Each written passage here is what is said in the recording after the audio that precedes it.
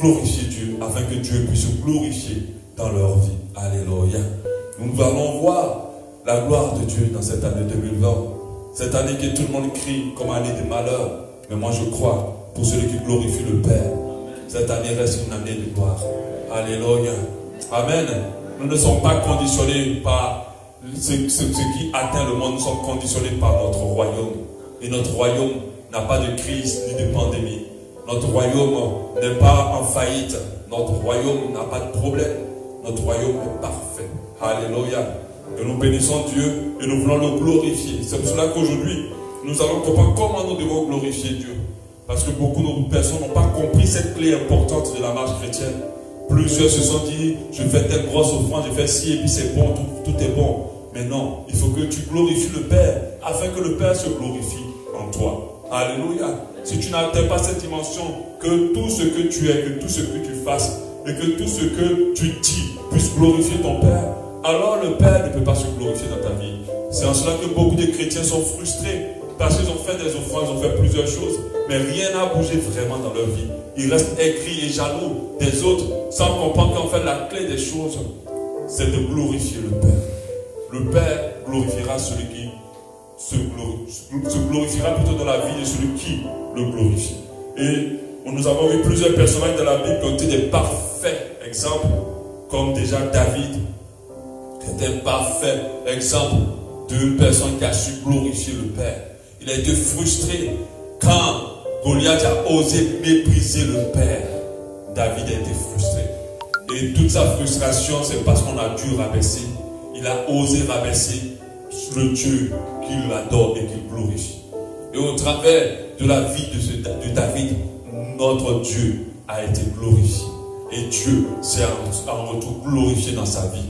Alléluia. Et nous avons de multiples exemples comme ça de comment des gens ont glorifié Dieu et Dieu s'est glorifié en retour dans leur vie. On a Joseph, on a Moïse, on a Salomon, on a toutes ces personnes-là qui ont compris que le plus important, c'était pas de courir vers ce qu'on voulait, c'était de courir à plaire à celui qui nous a activés, celui qui nous a choisis. Alléluia. C'était de courir à pouvoir honorer coûte que coûte celui-là qui nous a activés.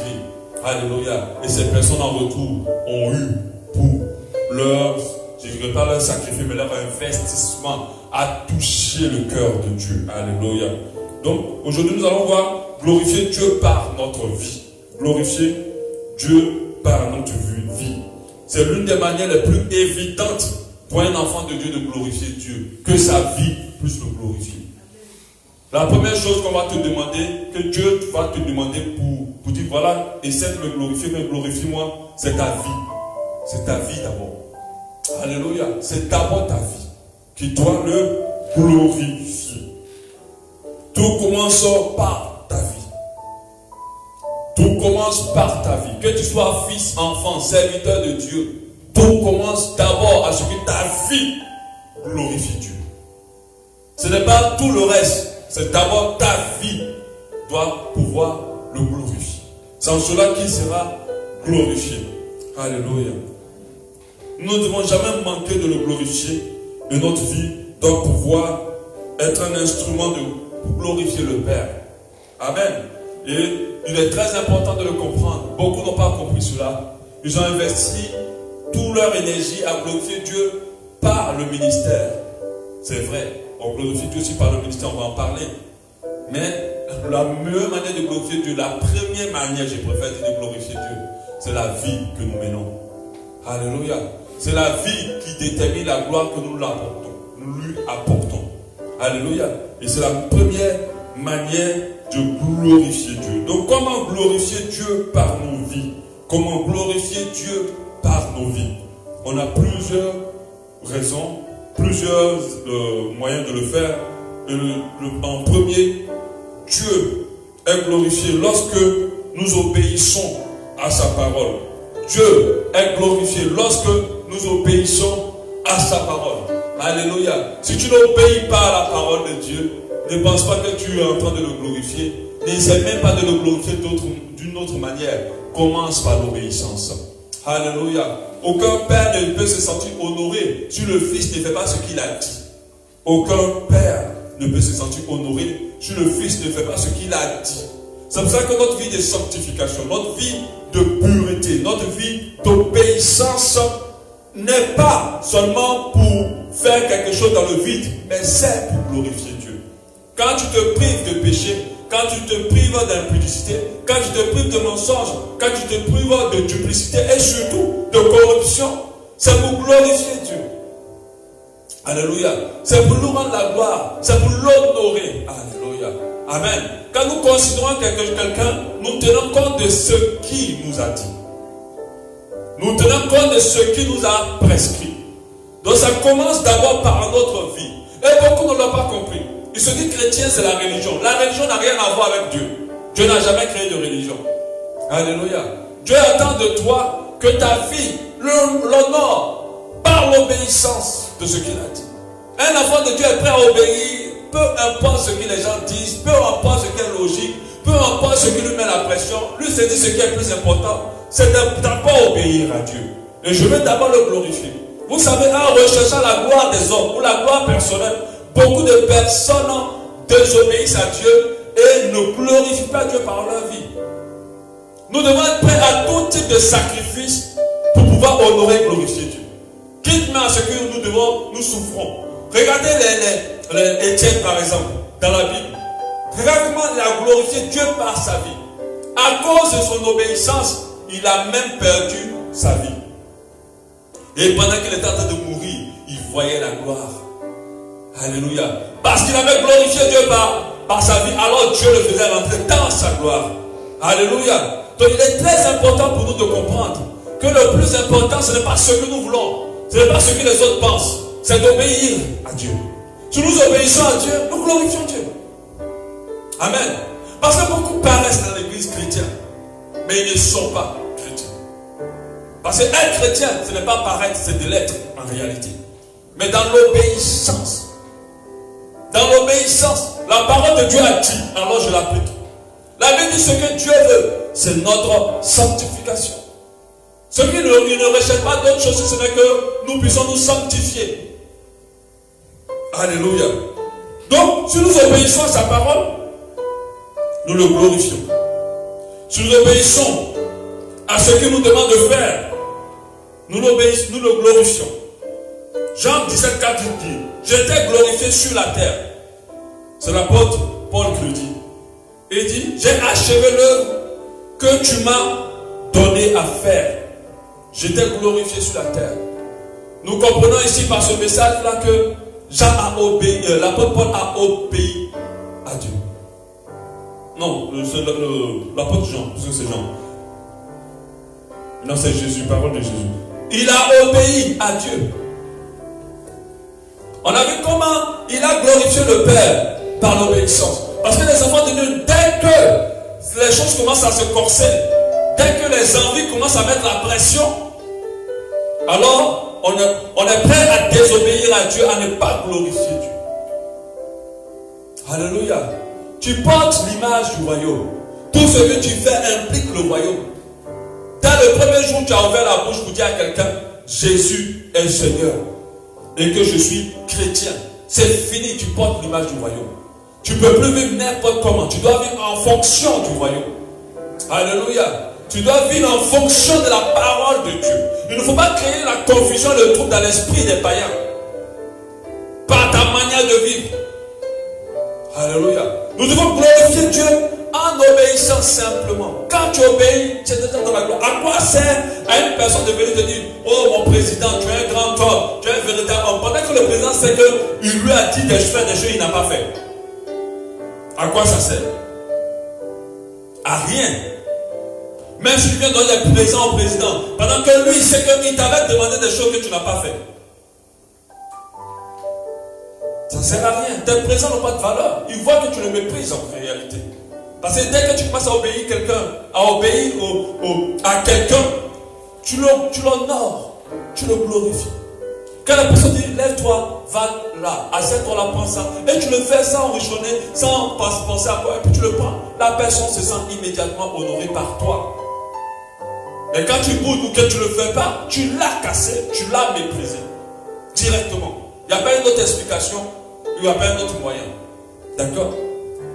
Dans l'obéissance, l'obéissance à sa parole, se sanctifier, se purifier, faire ce qu'il a dit de faire, aller là où il veut qu'on aille, quitter ce qu'il veut qu'on quitte, cesser de regarder ce qu'il veut qu'on ne regarde point, aider celui qui veut qu'on aide, pardonner à ceux qui veulent qu'on pardonne.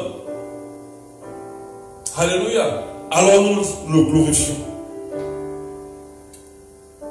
Deuxième, Dieu est glorifié lorsque tu gardes ton corps dans la sainteté. Ça, je l'ai dit tout à l'heure. 1 Corinthiens 6, 18 à 20. Il dit, ne savez-vous pas que votre corps est le temple du Saint-Esprit qui est en vous, et que vous avez reçu de Dieu, et que vous ne vous appartenez point à vous-même. Glorifiez Dieu dans votre corps et votre esprit qui appartient à Dieu. Glorifiez Dieu dans votre corps et votre esprit qui appartient à Dieu. Qu'est-ce que tu fais avec le corps que Dieu t'a donné? Est-ce que l'usage que tu en fais est honorable devant Dieu? Les enfants de Dieu marchent comme en plein jour. Ça veut dire que tout ce qu'ils font peut être exposé en plein jour, sans qu'ils aient à rougir. Est-ce que tu glorifies Dieu avec ton corps? Est-ce que tu es prêt à payer le sacrifice qu'il faut pour que Dieu soit honoré par le corps qu'il t'a donné? Dis quoi que vous fassiez, que cela soit pour la gloire de Dieu. Les gens pensent de fois que c'est des actes qu'on pose, mais c'est comment tu uses de ton corps. Il est le temple du Saint-Esprit. Et de la manière dont tu l'utilises, cela est pour la gloire de Dieu. Aujourd'hui, il y a des gens qui sont super beaux, donc du coup, ou belles, des personnes belles. Elles pensent que c'est un don que Dieu leur a fait pour coucher en désordre. Ah mais non, ta beauté c'est pour la gloire de Dieu. Elle est réservée à Dieu. Tu ne peux pas l'utiliser et la manipuler partout. Nous sommes dans une société où le sexe est tellement banalisé que les gens en usent comme si c'était rien. Mais c'est grave de ne pas user de son corps comme Dieu l'entend. Dieu, le Dieu que nous servons est un Dieu de principe. Amen. Ce qu'il a dit, c'est à ça qu'il est fidèle. Moi, je m'amuse à toujours dire que Dieu est limité, mais par sa parole. Parce qu'en Dieu de sa parole ne peut rien. C'est pour ça que ne vous trompez pas. S'il pardonne, ce n'est pas pourtant qu'il annule les conséquences. Il pardonne. Mais chaque chose posée à sa conséquence. De la manière où la Bible nous dit, celui qui sème, il va le moissonner. C'est pareil dans le péché. Si tu sèmes le péché, tu vas moissonner les problèmes. Et le diable, de la même manière, Dieu a besoin de la sainteté pour pouvoir porter l'enfant de Dieu dans la dimension qu'il faut. De la même manière, le diable a besoin de péché pour pouvoir tirer l'enfant de Dieu dans le trou qu'il faut. C'est pour ça qu'il faut que notre corps glorifie Dieu. Ce n'est pas un corps qui doit passer dans n'importe quelle main. Ce n'est pas un corps qu'on doit utiliser pour faire n'importe quel usage. On doit le garder, le préserver, mettre à part pour notre Dieu. Parce qu'on a compris même s'il est beau, s'il est bien, qu'il est ceci, ce n'est que de la chair et du sang. Alléluia.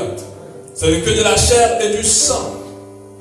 Mais c'est aussi notre vie, notre bien le plus précieux. Mais réserver ce bien le plus précieux qu'à Dieu, c'est le glorifier. Parce que tu es une belle fille. Les gens te draguent. Ça te drague ici. Les boss, des gens qui sont prêts à te faire voyager. Je me rappelle que l'une des filles qui n'est plus ici, qui est maintenant, qui n'est pas qui n'est plus du Gabon, qui est partie ailleurs, me disait que, pasteur, le monsieur était même prêt à me payer des d'avion tout de suite pour partir en France. Et je lui ai dit non, j'y vais pas. Parce que j'ai compris que s'il m'amenait, j'allais céder. Mais combien de personnes qui ne réfléchissent même pas deux fois quand on leur propose ce genre de situation? On était prêt à me combler d'argent et me faire voyager tout un week-end en France. Une personne riche et bien placée. Elle a dit non, mon corps c'est pour la gloire de mon Dieu. Alléluia. C'est quoi l'argent? Face à l'or et l'argent que Dieu possède. L'argent des hommes. Elle a préservé. Mais même si elle n'a pas gagné ce temps à Dieu, mais elle a sémé à sa conversion. Je vous assure que nous tous ne sommes pas convertis à cause d'une personne. Beaucoup de personnes nous ont sémé. On sémé dans nos vies jusqu'à ce qu'on devienne convertis aujourd'hui. Pas une attitude qui nous a surpris. Pas une parole, pas plusieurs choses. Et si tu rates cette petite, si toi tu ne trouves pas, tu rates cette occasion de gagner quelqu'un à Christ, peut-être que la personne ne se convertira pas à cause du fait que tu n'as pas joué ta partition dans sa vie. Quand tu regardes quelqu'un, ne regarde pas cette personne pour voir comment tu vas coucher avec. Tu es méchant quand tu penses à ça. Surtout quand tu es enfant de Dieu. Surtout quand tu sais que Jésus revient. En couchant avec cette personne, non seulement tu te tires dans les ténèbres, et tu la maintiens dans les ténèbres toi. C'est méchant, c'est un manque d'amour de voir quelqu'un voir juste une personne que je vais utiliser pour mon plaisir. Alléluia. C'est méchant quand tu es enfant de Dieu que tu as connu la vérité. C'est mauvais. Et c'est pour ça que Dieu est très ferme avec les chrétiens qui demeurent encore dans ce genre de pratique, dans ce genre d'impudicité. Oh, je n'ai pas pu résister. Mais regarde comment tu détruis la vie de cette personne qui ne connaît même pas l'évangile. Amen. Quand nous aimons notre prochain, le plus grand souhait qu'on peut avoir pour quelqu'un qu'on aime, c'est qu'il rentre au ciel. Ce n'est pas de nous le tirer pour l'emmener en enfer et nous compléter aussi dans l'enfer. Alléluia. Nous devons glorifier Dieu avec notre corps. Ce n'est pas pour nous amuser avec, c'est pour glorifier Dieu. Tout ce que nous avons doit être pour la gloire de Dieu. Tout ce que nous sommes doit être pour la gloire de Dieu. Tout ce que nous possédons doit être pour la gloire de Dieu. Et tout ce que nous faisons doit être pour que Dieu soit vu et glorifié dans notre vie. Alléluia.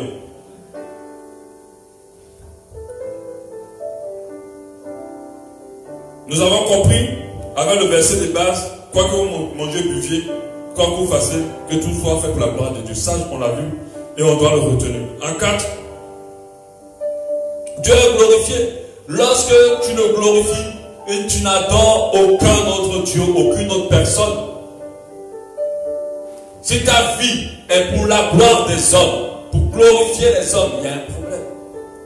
Si ta vie est pour glorifier un idole, il y a un problème. Alléluia. Dieu est glorifié lorsque tu ne donnes la gloire à aucun autre si ce n'est qu'à Dieu lui seul. Ça, je l'ai largement dit hier.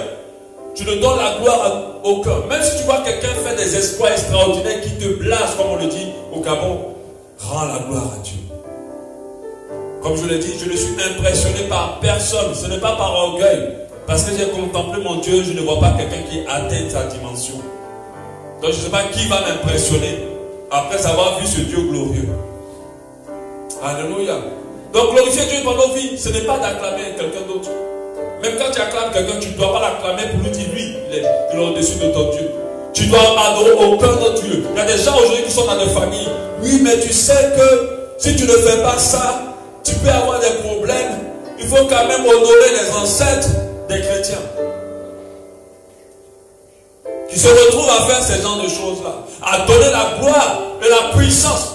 Parce que donner la gloire à quelqu'un, on donne la gloire aussi pour la puissance de la personne. Si vous pensez qu'un ancêtre du village peut conditionner ta vie, c'est que tu lui as donné la gloire. Normalement, celui qui est puissant, c'est Dieu. Un ancêtre du village ne peut rien faire. Après la mort vient le jugement. Tout ce qu'on parle derrière les ancêtres, ce sont des démons. Il n'y a aucune personne qui peut être encore interagi avec ce monde présent quand il est mort. Il est en jugement. S'il est enfant de Dieu, il rentre dans le sein d'Abraham. S'il n'est pas enfant de Dieu, il part dans le celui de mort. Mais déjà dans le celui de mort là-bas, c'est chaud déjà pour lui. On a vu le riche et Lazare. Quand ils sont morts net, l'autre est parti dans le feu et l'autre est parti dans le sein d'Abraham. Tout ce qui est derrière, qui prend les images que vous voyez, qui vient parler, qu'on va honorer, ce sont des démons. Parce que pourquoi le diable a voulu détrôner Dieu? À cause de la gloire. Ce n'est pas l'argent qu'il cherchait. C'est la gloire. Le fait que Dieu était élevé. Mais il profite des petites gloires dans ce monde. Il est adoré et élevé par plusieurs personnes ici, dans ce monde. Ne donnez jamais la gloire de Dieu à une idole. Que ce soit une idole, que ce soit un esprit, ou que ce soit une personne. Parce qu'il y a des gens qui deviennent des idoles. On les admire. Et j'ai parlé récemment du fanatisme dans l'église. Comment on a élevé plusieurs hommes de Dieu comme des dieux.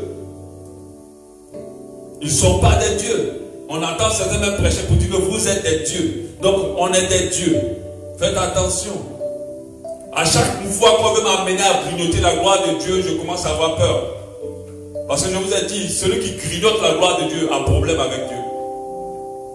Alléluia. A problème avec Dieu. Tout ce qui s'élève, Dieu va les descendre. Surtout dans sa maison, ne vous amusez pas. Mais si ça prend du temps, ça va arriver. Alléluia. C'est l'humilité qui précède la gloire. Amen. C'est l'humilité qui précède la gloire de Dieu. L'orgueil précède la chute. Donc quand on vous dit vous êtes un dieu ou des petits dieux, faites attention, fuyez. Parce que c'est quelqu'un qui va vous remplir d'orgueil et essayer de vous pousser à grignoter la gloire de Dieu, cette gloire qui ne vous appartient pas. Dieu est glorifié aussi par nos actes de charité envers nos prochains. Il est glorifié. Alléluia. Quand nous aimons les autres, quand nous posons des actes d'amour, mais malheureusement, ceux qui glorifient Dieu dans ce sens, ce sont les païens. Ils se sacrifient pour la cause des autres. Ils posent beaucoup d'actes de charité. Nos enseignements d'aujourd'hui nous encouragent trop à nous centrer, nous concentrer sur nos intérêts et notre réussite, notre percée. Ce mot percée a été tellement prononcé dans l'église que je me demande qu'est-ce qu'il fait là. Alléluia. Ce n'est pas à nous de percer. C'est à Dieu de rester toujours élevé. Alléluia. Dieu est glorifié lorsque nous aidons les autres, lorsque nous faisons du bien aux gens. Ça le glorifie, ça l'honore. Lorsque nous soutenons ceux qui sont dans le besoin. Lorsque nous aidons ceux qui souffrent. Lorsque nous prions pour ceux qui ont des problèmes. Aujourd'hui, le Liban a été bombardé. Combien de chrétiens ont pris conscience qu'il faut prier pour les Libanais et pour les chrétiens qui y sont? Combien de chrétiens se lèvent pour se soucier de ce qui se passe dans les zones arabes où nous avons beaucoup de frères et de sœurs en Christ qui sont tués tous les jours? Dieu est glorifié. Ça fait du bien, ça émeut Dieu de voir quelqu'un s'occuper d'une personne dans le problème. Et je bénis Dieu pour ce livre. Je l'avais partagé ici, quand on était de l'autre côté, mais beaucoup ont eu du mal à le lire, l'ultime assaut. J'ai été marqué par ce Diego, ce clochard qui a dû se coucher sur son autre ami clochard parce qu'il faisait trop froid pour que lui il reste dans la chaleur et qu'il ne meure pas. Et qu'à la fin lui-même il meurt. Ce clochard qui a été évangélisé seulement par les brochures qu'on jette dans la rue. Et quand il a voulu venir à l'église, parce qu'il avait été touché, on l'a chassé.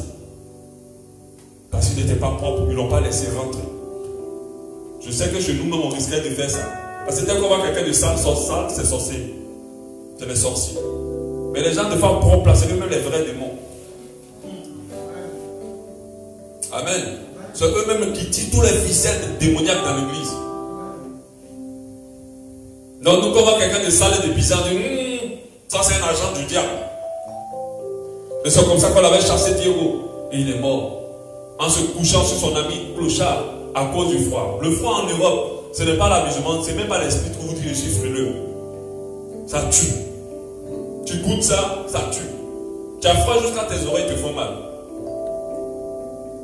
Donc imaginez quelqu'un qui est dehors, il voit l'autre en train de mourir. Et parce qu'il était touché par la parole, il s'est couché sur lui. Il a glorifié Dieu. Et l'homme de Dieu qui l'a chassé, c'est même Rick Joyner qui l'a chassé. Et c'est lui, il allait voir Diego auprès du Seigneur dans le ciel. Dans toute la gloire de Dieu. Proche de Dieu. Et il dit, mais je l'avais méprisé ce gars. Alléluia. Mais Dieu l'a glorifié. Dieu s'est glorifié dans sa vie. Alléluia. Nous allons continuer demain sur comment glorifier Dieu par nos vies. Mais ce que nous devons déjà retenir, c'est le premier moyen de glorifier Dieu. Notre vie. Quel usage nous en faisons? Prions, demandons à Dieu, aide-moi à te glorifier.